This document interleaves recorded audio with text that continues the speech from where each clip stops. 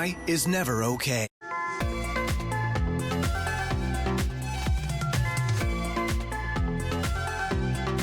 You're watching Rogers TV.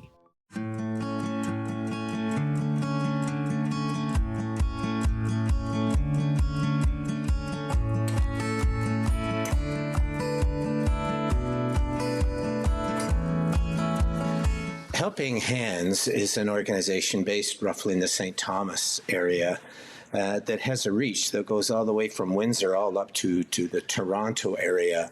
And they've helped so many different groups, whether it's food banks, feeding agencies, kids' meal programs, a whole bunch of other things. A number of folks haven't heard of them, but a lot have. And for a lot of us, like at the food bank, we see them usually each week. They bring us a remarkably fresh food supplies to the food bank in London here. I know they help the food bank in St. Thomas, many others. But they are a pretty remarkable organization.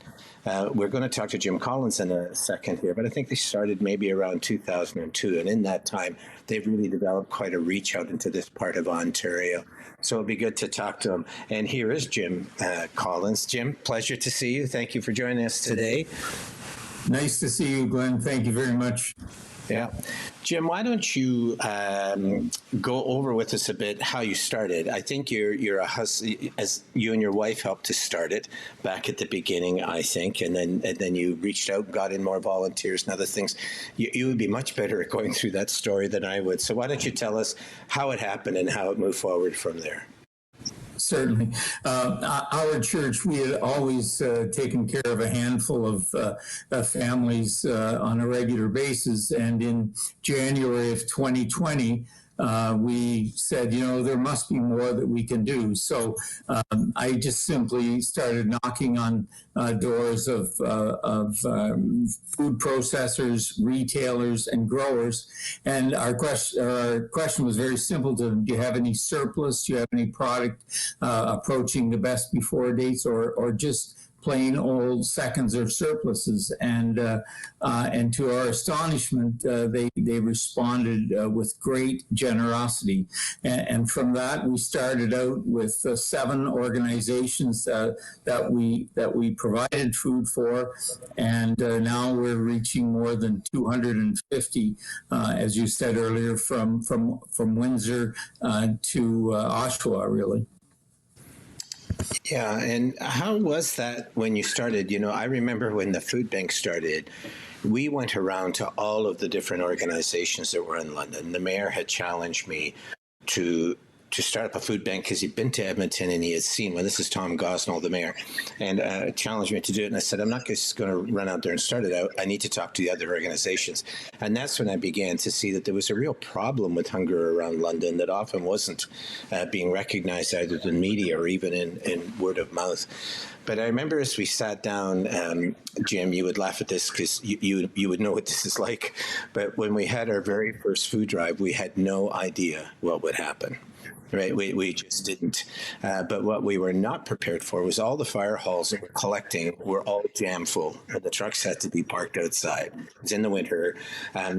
Also, grocery stores were full, and I think all of us woke up that day, and I mean everybody in London to the discovery that people have a lot more of an interest in helping those who are hungry or food insecure than we had imagined.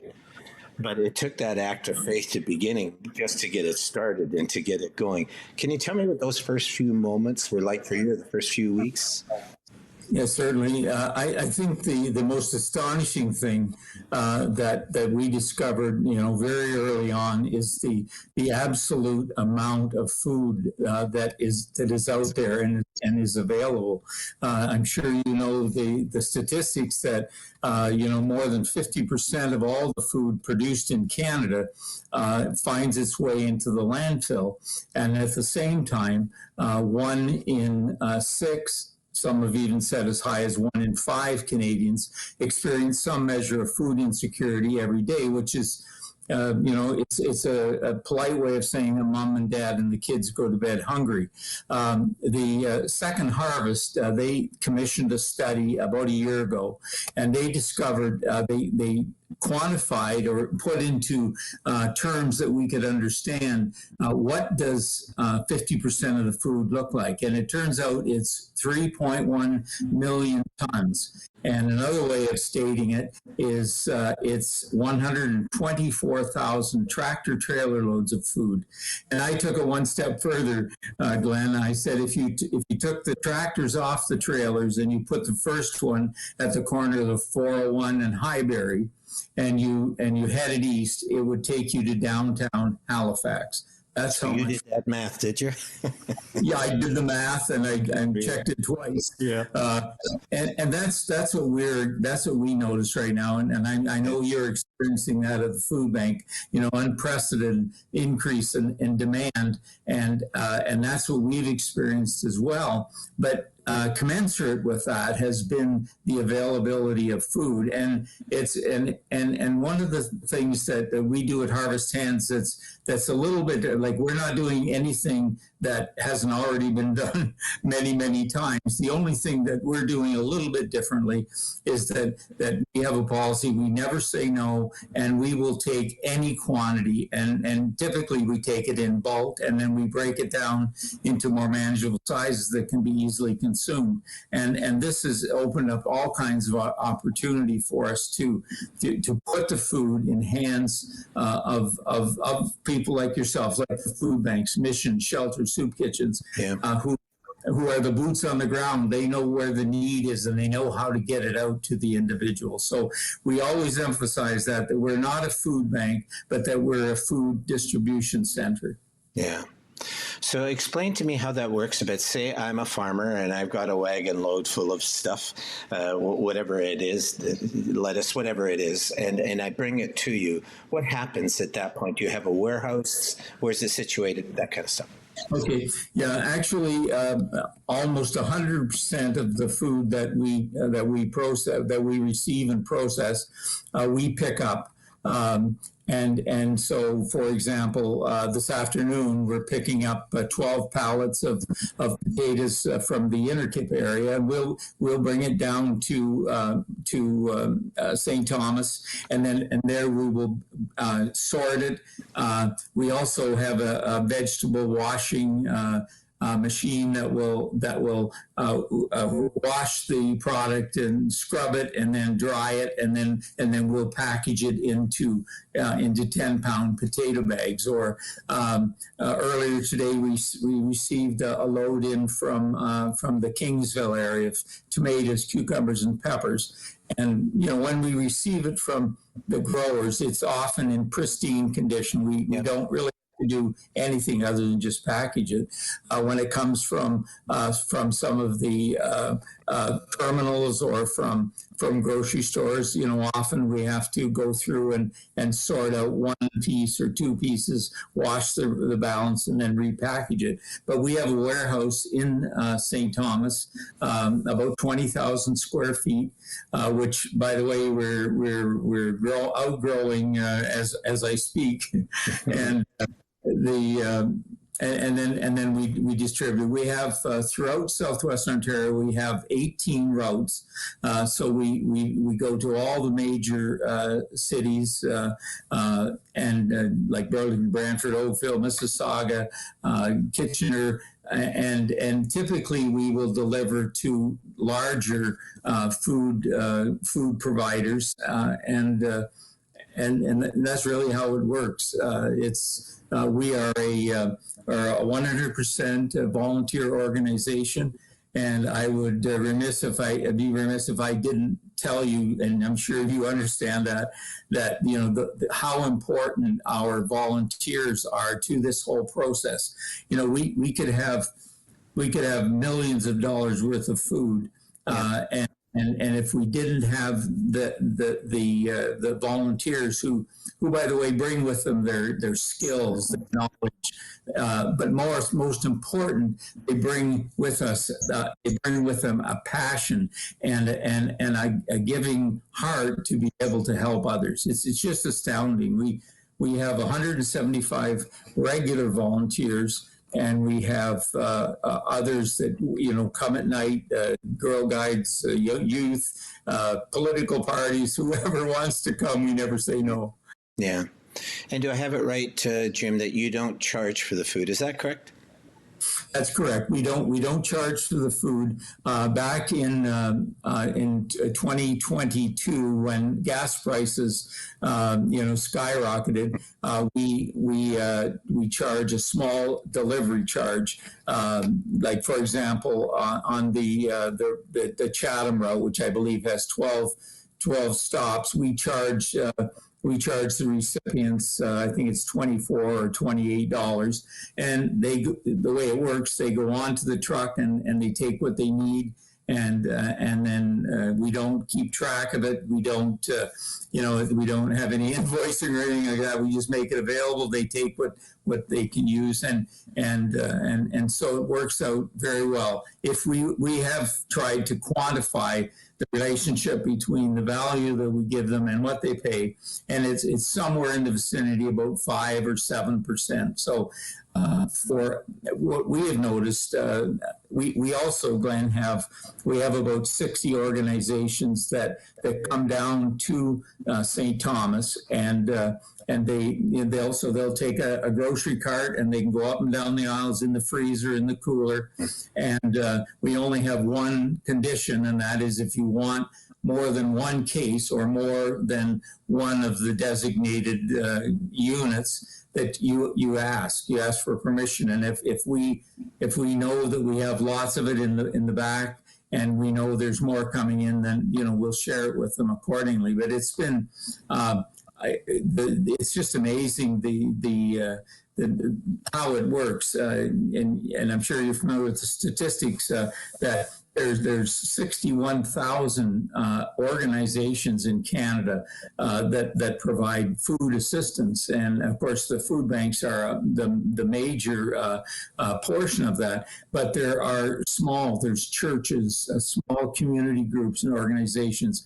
and we've seen those coming in. I had one come in from Woodstock, and they were gathering food wherever they could, and then they heard about us, and they look after 15 families, people that maybe fall through the cracks, who knows, but it's just amazing. And I think the other thing, that the most significant thing that has impressed me over the last 4 years is that the goodness of people. Yeah. We hear all the time on the news and just how terrible things are, but the people involved in food, in supplying food, they have I don't know, they're just very, very generous, kind, giving people, and we're so excited to be able to be part of that process. Yeah. I wonder if you're the same as Jane and I in the food bank in London are. Like we're moving into our 40th year, right? And we never expected it to be like this. And I concur totally with what you're saying about people being good and generous. But I think we've always tried to look at it as a food bank we're not the ones that are actually directly addressing poverty. We're helping the groups that actually do that. It doesn't matter what those groups were around, education, English as a second language, refugee resettlement, right? People, homeless, all of those things. There are those different agencies that are knowledgeable on those areas, but have trouble getting food. So what we find for us is we feel that we're a small cog in a large wheel of the delivery of services. And although it's significant, and it's very significant what you're doing in the poundage of what you're doing, really what you're doing, you're an enabler. You're enabling these other organizations by nodding your head. I presume that is your philosophy as well, is it? Yeah, very much so. And,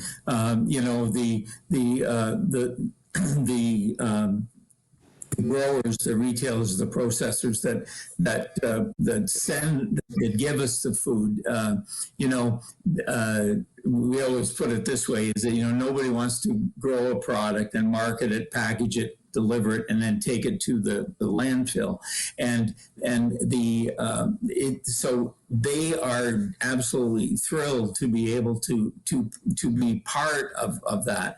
And we just see the community coming together to meet the immediate needs of so many people. And it reminds me of the scripture, when Jesus said, "When I was hungry, you fed me, and when I was without clothing, you gave me clothing and shelter." And his disciples looked at him. They must have been perplexed and said, "Master, when were you ever without those things?"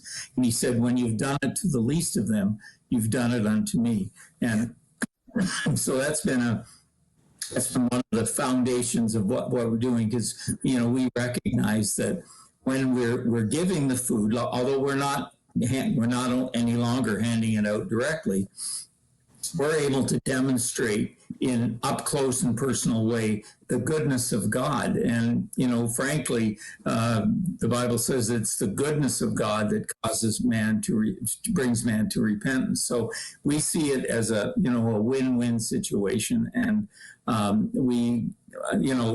it's like the doors just keep opening. And I've said this many times, is that we didn't have a strategic plan. We didn't have a tactical plan. We didn't have a 1, 3, or 5 year program.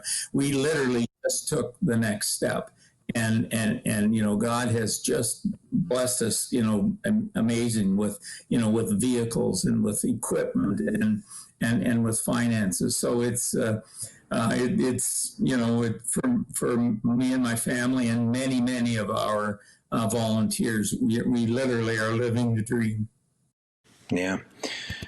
Jim, I remember this past Easter, I wrote an article in the Free Press about the impact of the faith community in this area. And, we completely underestimate it. When we talk to decision makers or others, they have little understanding, I think, because we don't broadcast it, but they have little understanding that everywhere you go, wherever there's a need, you'll run into a faith group that's just mostly volunteer and that's willing to help all of these different groups, or you'll be working with an agency whose volunteers are largely made up of people of faith groups who see this as part of their responsibility and part of their relationship with God, that they will do that. And, I began adding up just the amount of people who have been involved in this from other organizations, and I think it's astounding. And all of this is largely being done for free. This is people living out their faith. They're not looking for recognition or any of those kind of things. They're not just doing it, though, because they want to help people in need. They feel that there's a divine kind of impulse within them to move them in that direction. I know that you're a faith-based organization. I know you're not ashamed to say that either, and that's great, because we need that in London. But I know that for you, that must be a huge part of what you do. I see it on your website, but also just in hearing you talk here. I think it's important that you be given that opportunity to talk about that impulse. I'd be interested to see how it works its way through you. Yeah, it's a good point that you bring up. One of the things that we are quick to say about our volunteers is that it's not just that they're showing up to put in time or to make them. They actually take ownership of what we're doing. Excuse me.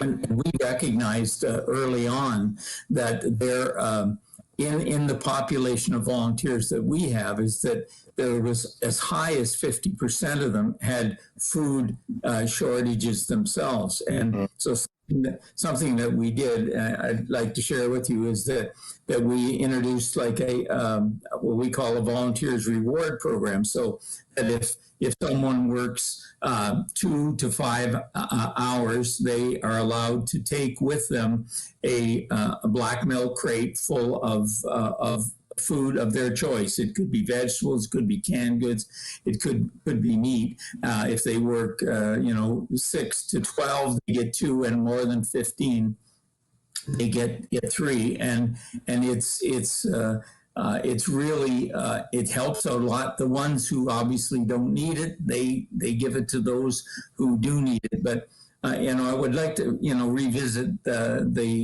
what I said about the volunteers. Is that we have 8 volunteers that give more than 40 hours a week, and we track it each week. Last week we had almost 1,100 hours of volunteers, and at a mere at minimum wage, do the it's thousands and thousands of dollars, and they just they just want to do it. They just want to be part of it, and it's really awesome to see that. Yeah, I presume you're one of those, and your wife, right? That's the way it works. That's how these things get started and get going. I mean, it's that kind of sacrifice, but you do it because it's for various reasons, but often because it's a passion, or often because you're trying to live out what you believe is the right thing to do. Correct? Yeah, right. That's 100% true. Yes. Yeah. We have people from absolutely every walk of life. We have, we have retired teachers. We have business people. We have, business. We have one person. If I mention his name, he sold his business, and he drives truck for us about 25 hours a week. Mm-hmm. People that manage warehouses. I mean, the skill that they bring with them is truly invaluable. Yeah, true. So let's pull out a bit and look at the larger picture. I mean, almost 40 years ago, when we started the London Food Bank, there were like 6 food banks in Ontario. So we're talking around 1987, around that time, 1988. So what we did is we asked those food banks to come to London and talked about starting a province-wide organization. So the Daily Bread Food Bank in Toronto, which was Canada's largest at that time, was very instrumental in helping to resource that. We also had the Montreal Food Bank join us, because Quebec had no organization or network that way. So they would take the train and come down here to London or wherever the meetings were going to be, and they were part of it. Eventually they formed their own, and it was great. But we started it up. And then it was also started it up for Canada. A lot of that took place here in London as well, the University of Western Ontario at the time, Western University now. And the one thing we said, though, was there's this real need for us all to cooperate. It's not enough for us all to operate individually. We have to find a way of being able to give the public a kind of a broader knowledge of hunger. So not just hunger and what's happening here in London, but what's going on around the province or across the country. And I think in recent years, it was called the Ontario Association of Food Banks. It's now Feed Ontario. Jane and I are charter members of that. But when we meet with them, they're looking around the province and they're seeing just what you have been alluding to. There's actually lots of food out there, right? A lot of it is wasted. A lot of it is misdirected. A lot more and more of it is getting into the stomachs of people that really, really need it. But the reality is that now there's a lot more food banks in Ontario, and they're kind of bumping into one another. And then you have Second Harvest, which is also recovering food, doing that as well. In London, we have the Food Coalition in London that's doing that. We also recover it from the grocery stores. Anyway, all that I'm trying to say is there ends up being a lot of groups, and even though there's that many, they're still not getting all of the food. There's still more food than that's available. But what's the best way, do you think, for us to be able to cooperate and collaborate so we don't get in one another's way? This is what's happening with Feed Ontario. We're having these special meetings, and somebody will say, well, you made an arrangement with this grocer or food supplier in our city, but, that they were supplying us. So it causes those kind of problems. I think where you're going is really the right area, the volunteer-driven, get it out there, get it to the people that need it. But I do think all of us have a responsibility to the larger picture of hunger and somehow collaborate in order to be able to address it in the most effective way. How do you see that happening? Because I've talked to lots of people about that, and they all have different ideas. So I'd be interested in yours. Well, that's a really, really good observation.